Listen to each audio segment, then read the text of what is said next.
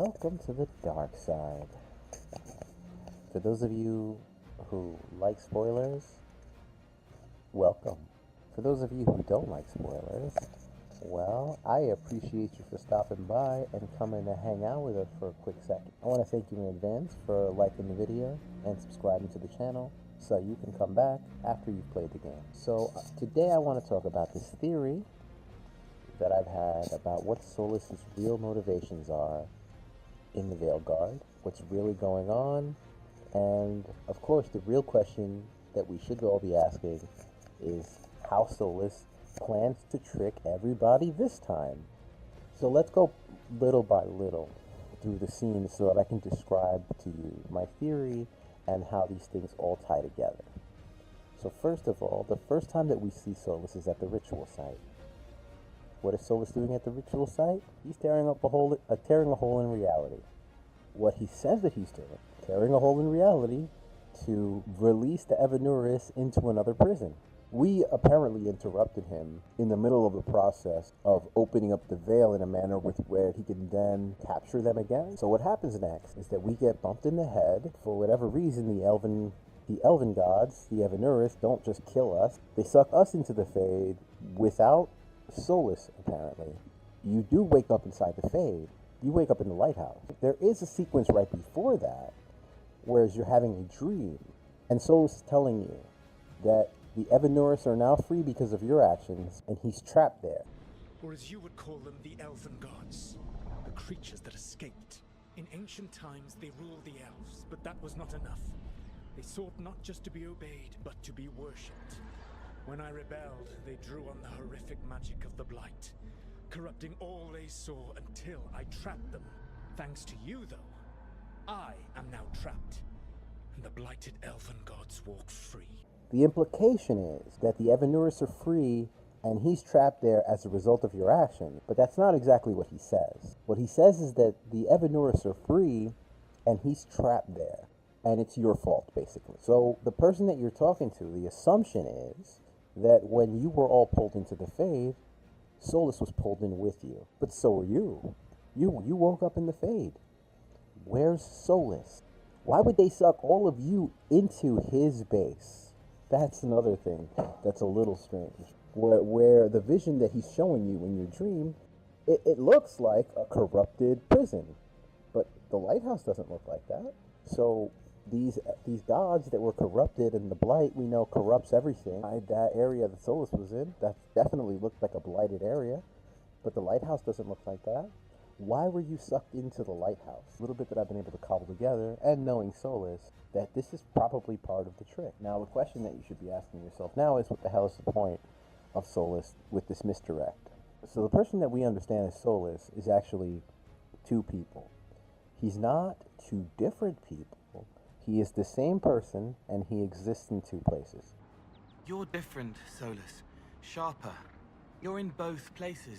So if we're thinking of another example of this in the dragonage lore, you would think about Flemeth. When you go to Flemeth to get the grimoire, if you don't kill Flemeth, in Dragonage 2, Hawk still creates a new copy of Flemeth at Sundermount. Someone who can be the same person, the same will, controls both bodies, can exist in two places at once. You will remember that there's always two in SOLAS's tarot cards and his images.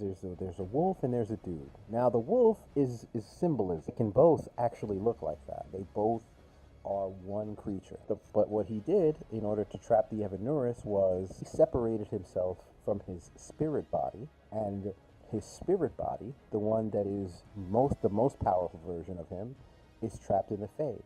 And the physical body, the physical world with us. As SOLAS said, the wolf chewed his tail off or his leg off to escape the trap. He severed a part of himself in order so that he could trap the Evanuris and him have access to the physical world. And the point of the trickery is to plant the seed in your mind that when the time comes, you're going to need to free SOLAS because he's trapped there. It's not SOLAS. It is SOLAS, but it's not the person that you saw at the ritual site. It is the one who has been trapped in the Fade for 1,000 years with the Evanuris. So why would Solus need to plant this seed in our minds that at some point we need to rescue him? And that's obvious. Solus created a huge problem for us by releasing the Avenurus. It's more than likely that his intention was always to release the Avenurus because that's the way he works. Solus, what he always does is he does the strategy called play both sides against the middle, which is that he has everybody attacking each other, and then he comes from behind and takes everybody out, or takes what he wants, or tricks everybody, or whatever the case may be, or what the situation may call for. Solus's main goal is to get everyone to fight, everyone who can stop him to fight, and then he takes over. So that's his goal with the Avenurus. But in this case, it's a little bit more complex. And this part is another part that, of course, is also referenced, and you see it happen in the lore, but nobody ever really talks about it. So they don't really give it as much significance as it has, right? And this is the idea of possession, right? So the idea of possession, when we think of possession, we always think of a spirit possessing a human host, and then the spirit takes over the human body and becomes that person. We see that there's different degrees of this takeover. There are some which are more cooperative. There are some that are become more of like a merger, and all of those that are cooperative and become more of a merger, they all require like a consent by both sides, right? But the possession, the outright possession, which is just the overriding of the will of the human by the spirit, that it does not require consent. That does not require both sides to agree. It only requires one side to be stronger than the other. And so this is one of the things that you see in Dragon Age that, again, isn't really commented on, isn't really talked about, is that spirits possess other spirits.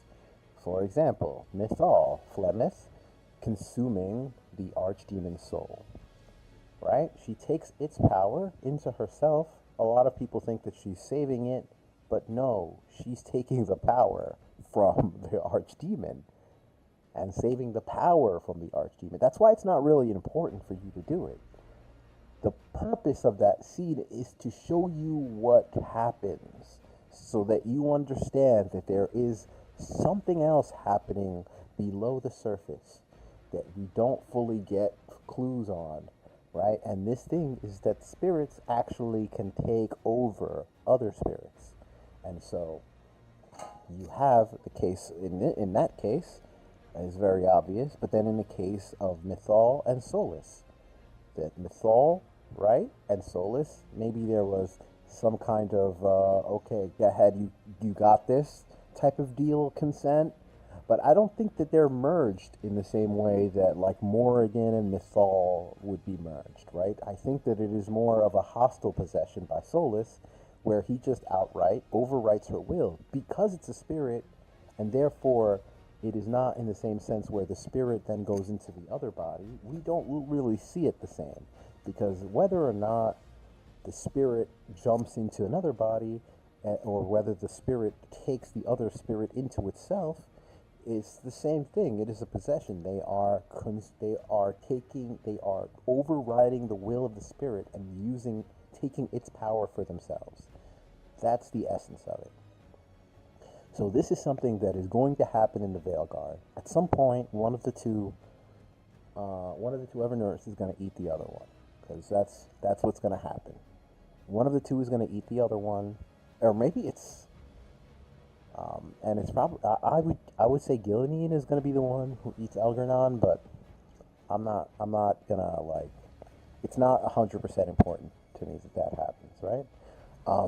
It doesn't matter which one it is, because they're not really the big bad, right? The real big bad is, of course, the Dread Wolf, because that's his whole plan. His whole plan is to get the old gods, the gods to start attacking to start fighting everyone, and once they start taking each other out, right, then they're going to become too powerful.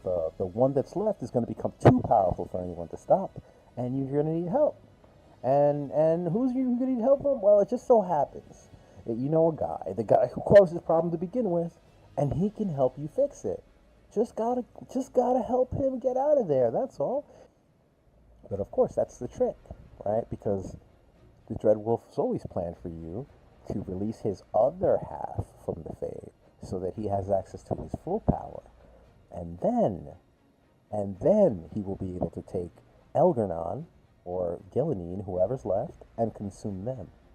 And then, once that's done, the Dreadwolf will rise.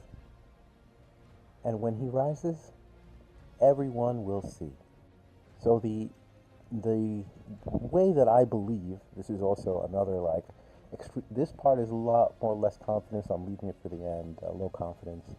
So I'm leaving it to the end. But there's another part where I believe that SOLAS actually does, it's deliberate, where he rigged it so when they sucked you back into the prison, that you would get sucked into the lighthouse instead of back into their prison. And it's probably where he ended up too. But SOLAS, being the trickster god, is not going to make it easy for us to be able to tell that it's him. So SOLAS is going to go in a disguise. And who is going to be the disguise? He's going to be disguised as Varric.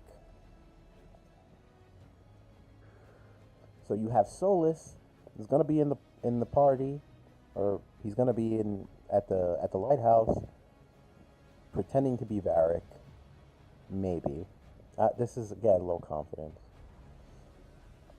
And he's going to trick us to releasing the Dreadwolf, and then he's going to consume Elgernon, and then we're going to have to fight SOLAS.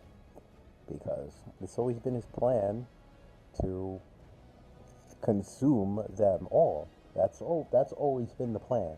The plan has always been to consume them all. And this should have been obvious when he's like, "Oh, Mythal, you're alive."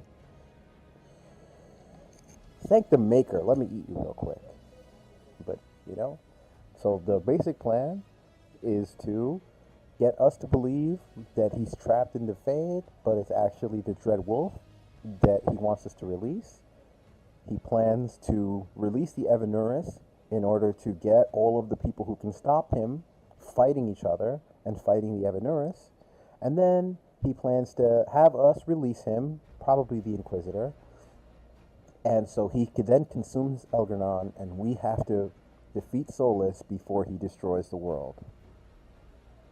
So I want to know what you think down below in the comment section. I want to know if you have any theories of your own, and I want to know if I'm right.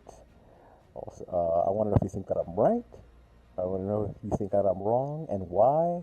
Put it down below in the comment section, especially if you came back after the Veilguard and you want to tell me you're freaking terrible at this. So that would be the best. Thank you so much. This is the dark side. Make sure to let the hate flow through you. Okay? I love you. Bye-bye.